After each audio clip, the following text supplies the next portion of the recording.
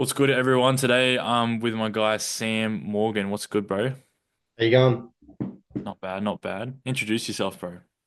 What's going on? My name's Sam. I'm from Perth and I'm 19 years old. Yeah, it's about me. Yeah. Uh, What'd you used to do for work, bro?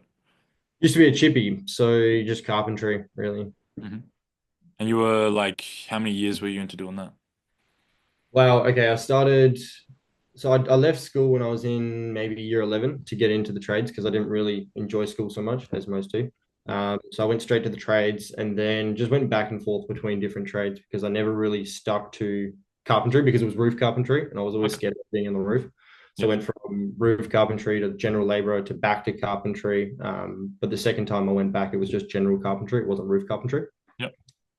But I think the reason why I got into the trades was I enjoyed working with my hands and seeing something that I was able to create and somebody's reaction of it.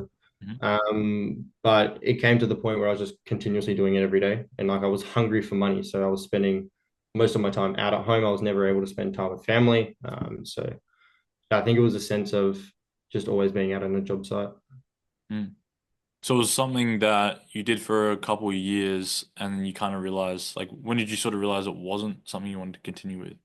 Well, I think if delayed, so maybe about 3 years. I think if I stuck to something, it would have been better. But I went from, as I said, like carpentry to other types of carpentry to general laboring to what else did I do? Installing. So I tried a bit of everything to try to see if there was something I generally enjoyed. But I think after just continuously trying and trying and trying and trying, after 3 years, I realized that I was in the same position as I was when I first started. Yeah. So it was just a consistent cycle, and then also having to have my license. I was bad with my car, so um, with my carpentry apprenticeship, I needed to get to and from, and when I couldn't do that, I would have to look for a different job. Yeah. So yeah, Yeah. Okay. So it was like it was something you didn't want to continue because you kept sort of jumping in between everything. Like, do you think if you, I suppose, stuck it out with just the one, like you would have wanted to continue working as a chippy?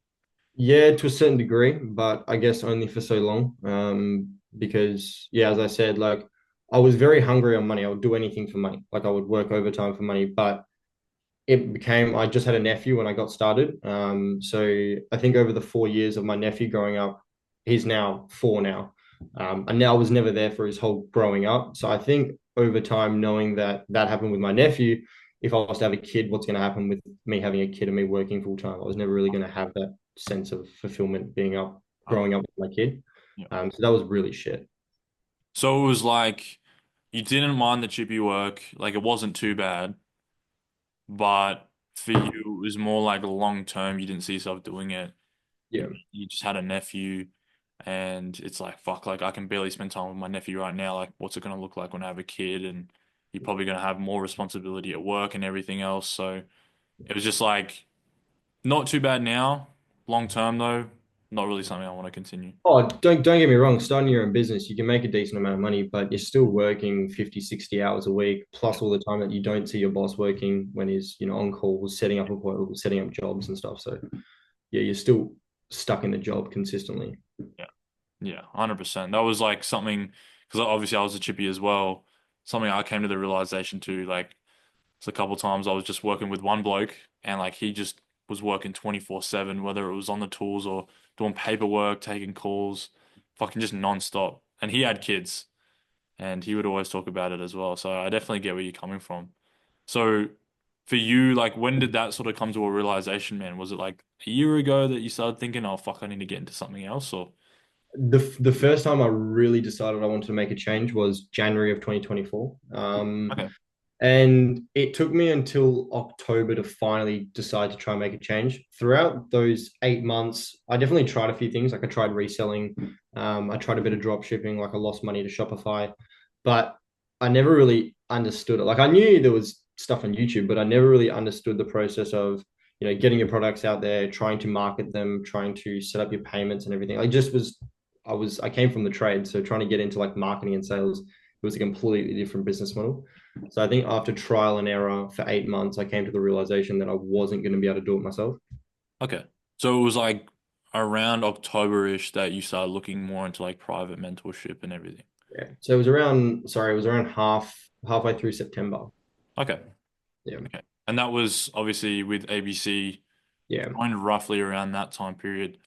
I suppose what's sort of happened through, when you first started, what, mid-September to maybe, even where you're at now, or even, your first 3 months, 6 months, what does, I suppose, life sort of look like and how's it sort of helped you, bro?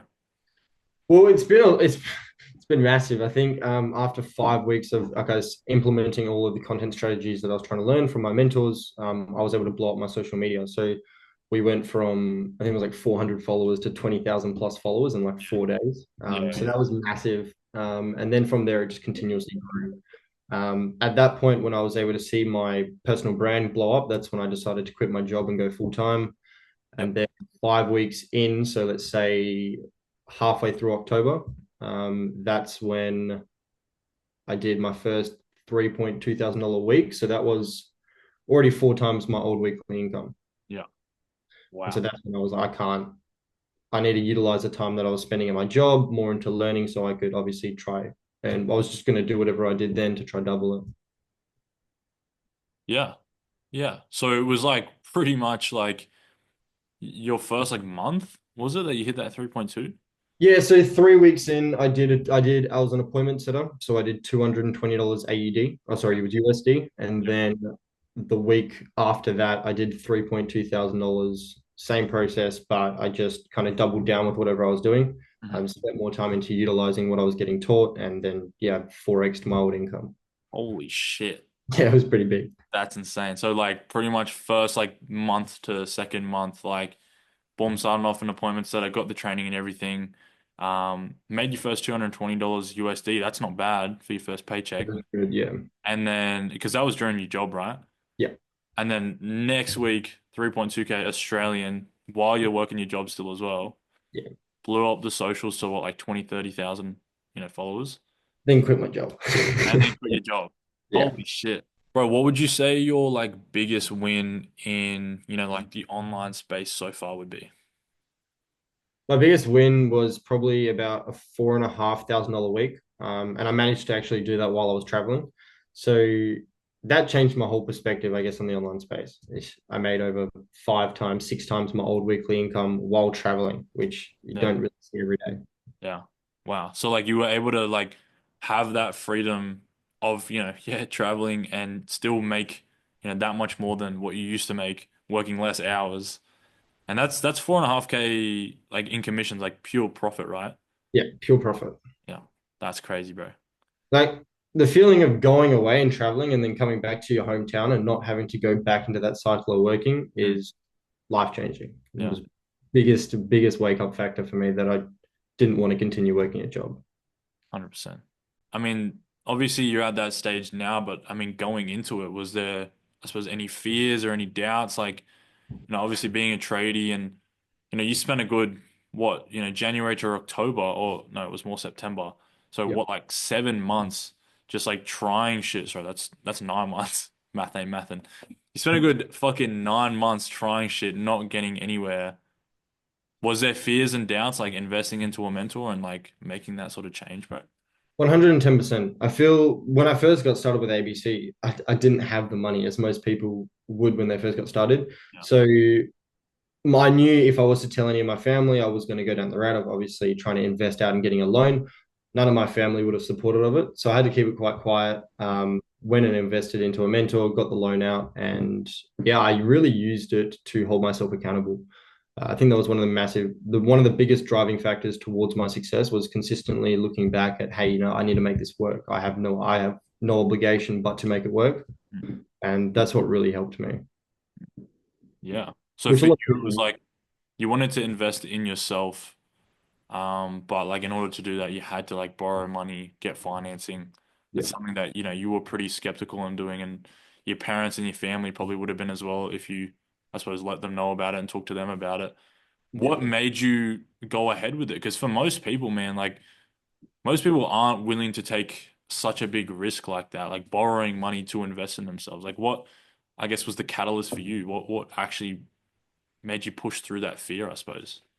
I think looking back at it, if I was to take anyone's advice that was around me, none of them were in the position I wanted to be in. So essentially, if I was to take their advice on investing into someone that's going to teach me skills, it wasn't beneficial for me to take their own opinion because they weren't where I wanted to be. So even if they told me, you're not making the right decision, I had to train my own thought process to understand that what I was doing was the right thing. Yeah. And obviously, learning the skills was going to help me get to where I wanted a lot faster. Yeah. So yeah, that was massive. Yeah, 100%. I couldn't agree more. It's like, your family and your friends are always going to have something to say, but it's, how are you going to take financial advice from, people that aren't in the position that you want to be in, things like that. Exactly. Yeah. Or if I continued taking all the people's advice that were never in the position I wanted to be in, well, where was I going to end up? I was Yeah. just going to end up in the exact same position I was stuck in that I was trying to get out of. Mm. So yeah, it was massive. Yeah. Well, for you, man, like anyone getting into this space, maybe investing in themselves, I mean, what would you say to them if they're sort of on the fence with, because you're someone who quit their apprenticeship to basically go do, something online. It's, not every day that people are doing that. 100%. I'm sure there was like, lots of doubts and everything. I mean, like, what would you say to someone who's, yeah, like on the fence with whether they actually want to finish their apprenticeship and, maybe look into the online space? Like, what would your advice be, I suppose, bro? Yeah, as I said, the last question, yeah, definitely don't listen to anyone else's opinions that aren't in the position that you want to be in. And yeah, really sticking to your gut. If you want to make a change and you have the opportunity, take it because normally they don't come around a second time. Yes, That's probably the best thing I would tell myself. 100%. Well, thanks, bro, for your time. And yeah, we'll leave So it at that. appreciate you.